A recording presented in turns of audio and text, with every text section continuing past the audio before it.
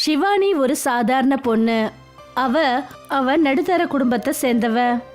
இப்ப ஷிவானி பெரியவளாயிட்டா. அதனால அவங்க குடும்பத்தை சேர்ந்தவங்க அவளுக்கு மாப்பிள்ளை தேடுறாங்க.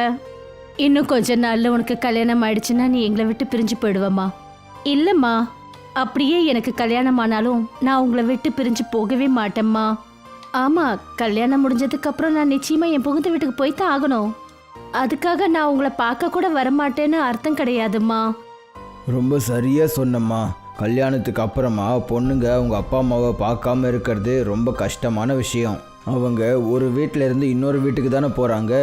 பார்வையிலேருந்து தூரமாக போகிறாங்கன்றதுக்காக அவங்க நம்ம மனசுலேருந்து விலகிறது இல்லையே. பாத்தீங்களா, அப்பா எவ்வளவு உண்மையான விஷயத்த சொல்றாரு. என்ன வேணாலும் சொல்லுங்க, நம்ம பார்வையை விட்டு விலகி போறவங்க கொஞ்சம் கொஞ்சமா மனசு விட்டும் விலகி போயிடுவாங்கங்க. இல்லம்மா, ஏன் விஷயத்துல அப்படி நடக்காது. நீங்க சொல்றது மத்தவங்களுக்கு வேணும்னா நடக்கலாம். நீங்க வேணா பாருங்க, நான் உங்களை பார்க்காம பல மாசங்கள் ரொம்ப தூரத்துல இருந்தாலும் நீங்க மனசார என்னை எப்ப பார்க்கணும்னு நினைச்சாலும் அந்த சமயம் நான் உங்க பக்கத்துல இருப்பேன். இந்த மாதிரி பேசுறதுல உன்னையும் உங்க அப்பாவையும் போட்டி போடவே முடியாது. கடவுளேன்னு உன்னோட கல்யாணம் முடிஞ்சதுக்கு அப்புறம் கூட உங்க 2 பேருடைய பாசம் இதே மாதிரி எப்பவுமே இருக்கணும். சரி சரி, எனக்கு இப்போ டிஃபன் செஞ்சு கொடுங்க. நான் இப்போ கிளம்புறேன். ஷிவானிக்காக இன்னொரு இடமும் பார்க்க வேண்டியிருக்கு. நான் இன்னைக்கே போய் அந்த பையனை பார்த்துட்டு வரேன். சரிங்க, நீங்க போய் கை கால்லாம் அலம்பிட்டு வாங்க. நான் உங்களுக்காக டிஃபன் எடுத்து வைக்கிறேன். ஷிவானியோட அப்பா கை அலம்புறதுக்காக போனாரு. அப்புறம் ஷிவானியோட அம்மா அவருக்கு டிஃபன் எடுத்து வைக்க போனாங்க. அப்புறம் ஷிவானி அவங்க வீட்ல இருக்கிற பூஜை அறைக்கு போனா.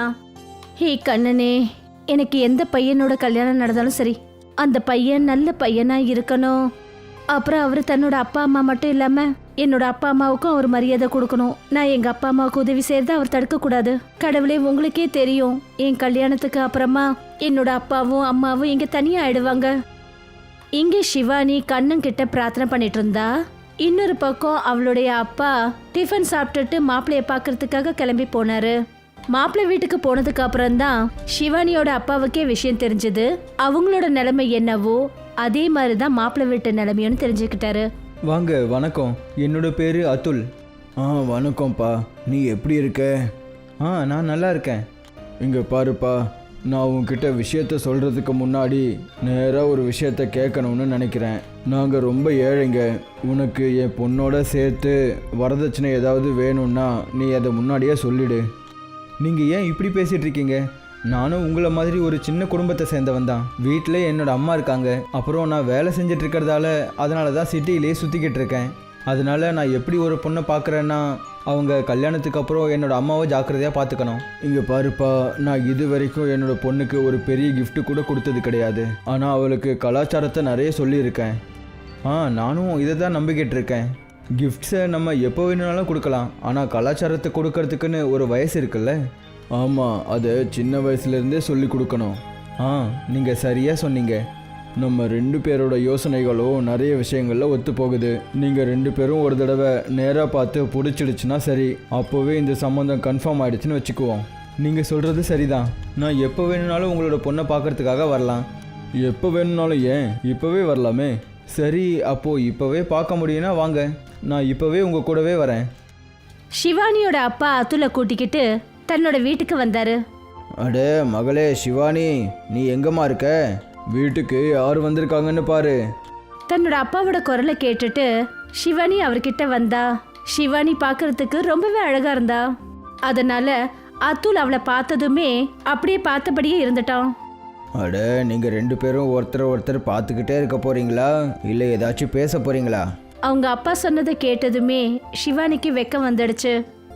நான் போய் குடிக்க தண்ணி கொண்டு வரேன்ப்பா. ஷிவானிக்கும் அதுலுக்கும் ஒருத்தர் பிடிச்சு போச்சு. அப்புறம் அவங்களோட சம்பந்தமும் நிச்சயமாயிடுச்சு. 2 பேருக்கும் கல்யாண முகூர்த்தம் நிச்சயமாச்சு. சீக்கிரத்துல அவங்க 2 பேருக்கும் கல்யாணமும் நடந்துச்சு. கல்யாணமாகி கொஞ்ச நாளைக்கு அப்புறம் அதுல் தன்னோட வேலைக்காக சிட்டிக்கு போயிட்டான். அப்புறம் ஷிவானி தன்னோட புகுந்த வீட்டுல தன்னோட மாமியாரை கவனிச்சுக்கிறதுல இணைஞ்சிட்டா. என்னால சில சமயங்கள்ல நம்பவே முடியல, என் புள்ள இப்படி ஒரு மருமகளை கொண்டு வந்திருக்கான்னு. நீங்க எதுக்காகம்மா இப்படியெல்லாம் பேசுறீங்க? இந்த காலத்து பொண்ணுங்கள்லாம் எப்படி இருக்காங்கன்னு பார்த்துட்டு தாம்மா சொல்றேன். அவங்களோட நான் உன்னை இணைச்சி பார்க்கும்போது என் பையனோட விருப்பத்தை பத்தி நினைக்கும் போது ரொம்ப பெருமையா இருக்கு. ஷிவானியோட வாழ்க்கையில எல்லாமே சரியா போய்கிட்டு இருந்தது. கல்யாணத்துக்கு அப்புறம் கூட அவ ஒவ்வொரு நாளும் தன்னோட அப்பா அம்மா கூட மணிக்கணக்கில் ஃபோன்ல பேசிட்டு இருப்பா. அப்புறம் அவளுக்கு நேரம் கிடைக்கும் போதெல்லாம் அவங்கள போய் பார்த்துட்டும் வருவா. அம்மா, தீபாவளி வரப்போகுது. என்னுடைய முதல் தீபாவளிய நான் எங்க அப்பா அம்மா வீட்டில் கொண்டாடலாமா? இதுல என்கிட்ட கேட்கறதுக்கு என்னடா கண்ணு இருக்கு? ஆனா உன்கிட்ட ஒரு சின்ன வேண்டுகோள் தாம்மா. சொல்லுங்கம்மா. எனக்கும் இங்க இருந்து இருந்து ரொம்ப போர் அடிக்குது. இந்த தடவை தீபாவளிய நானும் உன் கூட உங்க அப்பா அம்மா கூட இந்த தீபாவளியை கொண்டாடலான்னு ஆசையா இருக்கு. என்னம்மா நீங்க இதெல்லாம் போய் என்கிட்ட கேட்டுட்டு இருக்கீங்க?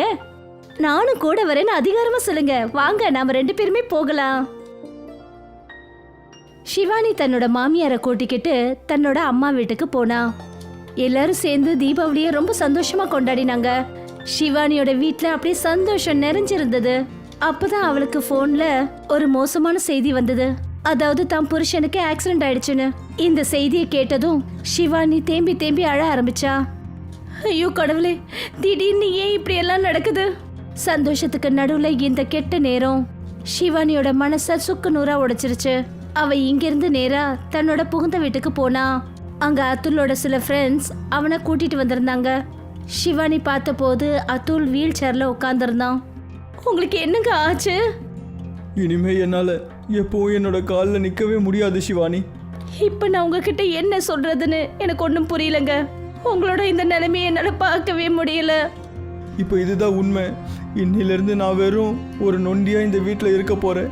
ஆக்சிடென்ட்ல அதுல் காலை மட்டும் இழக்கல, தன்னோட வேலையையும் இழந்துட்டான். இப்போ வீட்டு செலவுக்கும் அதுலோட மருந்து மாத்திரைக்கும் வீட்டுல பணத்துக்கு தட்டுப்பாடு ஏற்பட்டுச்சு. அதனால சிவானி வேலைக்கு போறதுக்கு முடிவெடுத்தா. இப்ப எனக்கு புரியவே இல்லை, செய்யணும்னா நான் என்ன செய்யறது? உங்க 2 பேரையும் விட்டுட்டு சிட்டிக்கு போய் வேலை பார்க்கறதுக்கும் என்னால முடியாது. அப்புறம் இந்த கிராமத்துல எந்த வேலையும் கிடைக்காது. நான் ரொம்பவே மோசமானவன் சிவானி. நான் இங்கே இருந்தும் கூட நீ வேலை செய்ய வேண்டியதா இருக்கு. நீங்க இந்த மாதிரி எல்லாம் பேசாதீங்க. கணவன் மனைவிங்கிறவங்க ஒருத்தருக்கு ஒருத்தர் துணையா இருக்கணும். அப்புறம் நீங்க எதுக்கும் கவலைப்படாதீங்க. நமக்கு நிச்சயமா ஏதாவது ஒரு வழி கிடைக்குங்க. சிவானி ஒரு விஷயம் யோசிச்சு பார்த்தா. அதாவது அவங்க கிராமத்துல இருந்து கொஞ்சம் தூரத்துல ஒரு சின்ன ஃபேக்டரி இருக்கு. அந்த ஃபேக்டரியில நிறைய பேர் வேலை பார்க்கறாங்க. இனிமே அவ அவங்களுக்காக மதிய உணவு ரெடி பண்ணலான்னு முடிவு பண்ணா. இப்ப சிவானி அந்த ஃபேக்டரிக்கு பக்கத்துல ஒரு சின்ன ஹோட்டலை அவ திறந்தா. கண்ணா, நீதான் எனக்கு உதவி செய்யணும். இது நாள் வரைக்கும் நான் சமைச்சதே கிடையாது. ஆனா நான் கிச்சடி செய்யறேன். இங்க வேலை செய்யறவங்க எல்லாருக்கும் நான் செஞ்சு கொடுக்குற கிச்சடி பிடிச்சிருக்கணும். சிவானி ஒரு பாத்திரத்துல கிச்சடிய செஞ்சா. அப்புறம் மதிய சமயத்துல அந்த ஃபேக்டரிக்கு பக்கத்துல போய் ஜனங்களுக்கு குரல் கொடுத்தா. அண்ணன், எல்லாரும் வாங்க, இங்க சுட சுட கிச்சடி செஞ்சு வச்சிருக்கேன். எல்லாரும் வாங்க, குறைஞ்ச காசுல சுட சுட அருமையான கிச்சடி ரெடியா இருக்கு. சிவானியோட குரலை கேட்டுட்டு வேலைக்காரங்க நிறைய பேர் அங்க அவகிட்ட கிச்சடி சாப்பிட வந்தாங்க. ஏன்னா கிச்சடி இப்பதான் செஞ்சிருக்கு. அதனால ஜனங்களுக்கு அந்த கிச்சடி ரொம்ப பிடிச்சு போச்சு. இந்த கிச்சடியில் அப்படி ஸ்பெஷலாக எந்த ஒரு பொருளும் இல்லை. ஆனால் இது சூடாக இருக்கிறதால இந்த கிச்சடியை சாப்பிட்றதுக்கு ரொம்பவே சுவையாக இருக்கு. இன்னைக்கு முதல் நாளே சிவானி செஞ்ச கிச்சடி நல்ல விதமா வியாபாரம் நடந்தது. அதனால சிவானிக்கு ரொம்ப சந்தோஷமாயிடுச்சு. அப்புறம் அவ இன்னைக்கு சம்பாதிச்ச பணத்துல தன்னோட புருஷனுக்கு மருந்து மாத்திரை வாங்கிக்கிட்டு வீட்டுக்கு போனா. இந்தாங்க, இந்த மாத்திரையை சாப்பிடுங்க, உங்களுக்கு கொஞ்சம் நிம்மதியா இருக்கும். இந்த மருந்து வாங்குறதுக்கு உங்ககிட்ட பணம் எங்கேருந்து வந்துச்சு? என்னோட ஹோட்டல்ல இன்னைக்கு நல்ல வியாபாரம் நடந்துச்சுங்க. இப்ப மெல்ல மெல்ல சிவானியோட ஹோட்டல்ல கஸ்டமருங்க வர ஆரம்பிச்சாங்க. அப்ப சிவானிக்கு என்ன தோணுச்சுன்னா, தன்னோட புகுந்த வீட்டு செலவு மட்டும் இல்ல, தன்னோட பிறந்த வீட்டு செலவையும் பாத்துக்கலாம்னு நினைச்சா. ஆனா அவளோட இந்த சந்தோஷம் கூட ரொம்ப நேரம் நிலைக்கல. இப்ப அங்க வரவங்களுக்கு சிவானியோட கிச்சடி பிடிக்கிறது கிடையாது. முதல் நாள் சாப்பிடும்போது சூடாக இருந்ததால் ரொம்பவே சூப்பராக இருந்துச்சு. ஆனால் தினமும் இதை சாப்பிட்றதால எனக்கு இந்த டேஸ்ட்டு சுத்தமாக பிடிக்கல. என்னென்ன ஆச்சு? உங்களுக்கு இந்த கிச்சடி பிடிக்கலையா? இங்கே பாருமா, இந்த கிச்சடியில் ஏதாவது சுவையாக இருந்துச்சுன்னா தானே நல்லாயிருக்கும். நாங்கள் எதுக்காக உங்ககிட்ட இந்த கிச்சடியை சாப்பிட்றோன்னா, நாங்கள் எடுத்துகிட்டு வர சாப்பாடு காலையிலேருந்து அப்படியே இருக்கிறதால ஆறி போயிடுது. ஆனால் இப்போ எங்களுக்கு என்ன தோணுதுன்னா, உன்னோட இந்த சுவையான கிச்சடியும் எங்களோட ஆறி போன சாப்பாடு மாதிரி தான் இருக்குது. அவர் சிவானி செஞ்ச கிச்சடியை தூக்கி வீசினாரு. அவர் வீட்டிலேருந்து கொண்டு வந்த டிஃபனை சாப்பிட ஆரம்பிச்சாரு. இது எல்லாத்தையும் பார்த்ததும் சிவானிக்கு ரொம்ப கஷ்டமாயிடுச்சு. அண்ணன், நான் கிச்சடியை வேணா சூடுபடுத்தி தரட்டுமா? கொஞ்சம் சூடாக சாப்பிட்டீங்கன்னா அது உங்களுக்கு பிடிக்கும்ண்ணே. என்னம்மா சூடு பண்ண போற? நீ இப்போ தானே இந்த கிச்சடியை செஞ்ச. இதை எத்தனை தடவை தான் நீ சூடு பண்ணி கொடுப்ப? அது மட்டும் இல்லாமல் இதில் சுவையே இல்லாதப்போ இது சூடாக இருந்தா என்ன, ஆறி இருந்தா என்ன, எந்த வித்தியாசமும் இல்லை. இனிமேல் நான் எப்பவும் உன்னோட ஹோட்டலுக்கு வந்து இந்த கிச்சடியை சாப்பிடவே மாட்டேன். அவர் அந்த இடத்த விட்டு போயிட்டாரு. அப்புறம் அவரோட சேர்ந்து இன்னும் நிறைய வேலையாட்கள் கிச்சடியை சாப்பிடாமலே அங்கேருந்து போயிட்டாங்க. ஷிவானிக்கு இப்போ ரொம்ப கவலையாயிடுச்சு.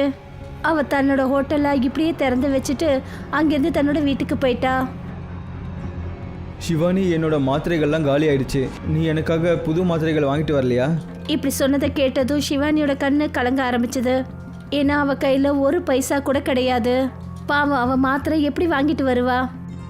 என்னாச்சு ஷிவானி? நீ கொஞ்சம் டென்ஷனாக இருக்க மாதிரி இருக்கு. எல்லாம் ஓகே தானே? பரவாயில்லைங்க. அது கண்ணில் மிளகாத்தூள் பட்டுடுச்சு. அதான் கண்ணு எரியுது. அதனால தான் கண்ணு கலங்கி இருக்கு.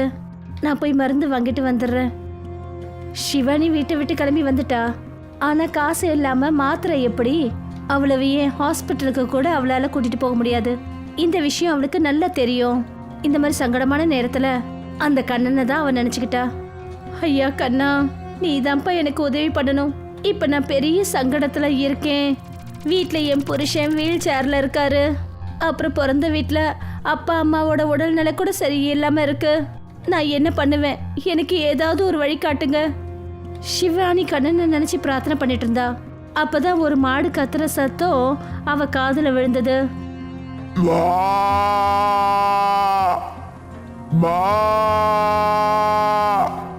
அந்த சத்தத்தை கேட்டு ஷிவானி அந்த மாட்டுக்கிட்ட போனா. அப்படின்னா கண்ணை இந்த மாட்டை எனக்காக தான் அனுப்பி வச்சிருக்காரு போல இருக்கு. ஆனா இந்த மாட்டோட நிலைமை ரொம்ப மோசமா இருக்கு. நான் தான் இதுக்கு ஏதாவது உதவி செய்யணும். ஷிவானி அந்த மாட்டை தன் கூட ஹோட்டலுக்கு கொண்டு போனா. அப்புறம் ஹோட்டலுக்கு போனதும் இன்னைக்கு செஞ்ச கிச்சடி மொத்தத்தையும் அந்த மாட்டுக்கு கொடுத்தா. அந்த வேலையாட்கள்லாம் அந்த கிச்சடியை சாப்பிட மறுத்துட்டாங்க. இதை சாப்பிடுங்க பசுதேவியே, இதை சாப்பிடு, அதனால உன்னோட பசி தீரும். பசு ரொம்ப பசியோட இருந்தது. அதனால அது சீக்கிரமா எல்லா கிச்சடியையும் சாப்பிட்டுடுச்சு. ஷிவானி அந்த பசுவை இப்ப தன்னோட வீட்டுக்கு கொண்டு போனா. சாயந்தரம் அந்த பசு மறுபடியும் கத்த ஆரம்பிச்ச போது ஷிவானி அதுக்கு புற்கள் கொண்டு வந்து போட்டா. அப்ப அவளோட பார்வை பசுவோட மடியில போன போது பசுவோட மடியில இருந்து பால் கறக்க நினைச்சா. அநேகமா இது கறக்கிற பசு போல இருக்கு. நான் பால் கறந்து பாக்குறேன். ஷிவானி வீட்ல இருந்து ஒரு பக்கெட் எடுத்துட்டு வந்தா. பால் கறக்க ஆரம்பிச்சா. பசுவும் நல்ல குணமுள்ள பசு. அது பால் கறக்க ஆரம்பிச்சது. அந்த பசுவோட பால் ரொம்ப வித்தியாசமா இருந்தது. அது ஒரே சமயத்துல அந்த பக்கெட் நிறைய பாலை கொடுத்தது. பசு அன்னையே, நீங்க செஞ்சது ஒரு பெரிய அற்புதம். இப்ப இந்த பால் மூலமா நான் பன்னீரை செய்வேன். அப்புறம் என்னோட ஹோட்டலை நான் மறுபடியும் ஆரம்பிப்பேன். ஷிவானி அந்த பசும் பால்ல பன்னீரை செஞ்சா. இந்த பன்னீர் வைரம் போல மென்னுச்சு. அப்புறம் அவ அந்த பன்னீரை எடுத்துட்டு போய் தன்னோட ஹோட்டல்ல பன்னீர் கிச்சடி செஞ்சா. இந்த மாய பன்னீர் கிச்சடியோட வாசனையில அந்த ஃபேக்டரியில வேலை செய்யறவங்க எல்லாரும் மறுபடியும் அங்க சாப்பிட வந்தாங்க. இன்னைக்கு ரொம்பவே அருமையான மனம் வருது. நீ எது செஞ்சிருந்தாலும் சீக்கிரமா கொண்டு வாமா. ஷிவானி எல்லாருக்கும் அந்த மாய பன்னீர் கிச்சடி கொடுத்தா. அது எல்லாருக்கும் ரொம்ப பிடிச்சு போச்சு. இப்போ ஷிவானியோட ஹோட்டல் மறுபடியும் நடக்க ஆரம்பிச்சது. இப்போ அவ நல்லா பணம் சம்பாதிக்க ஆரம்பிச்சா. அவ தன்னுடைய புருஷனுக்கு மருந்து மாத்திரையோட சேர்த்து தன்னோட அப்பா அம்மா தேவைகளையும் அவ பூர்த்தி செஞ்சா. இதுக்கப்புறம் ஷிவானியோட ஹோட்டல் பன்னீர் கிச்சடி ஹோட்டல்ன்ற பேர்ல பிரபலமாயிடுச்சு.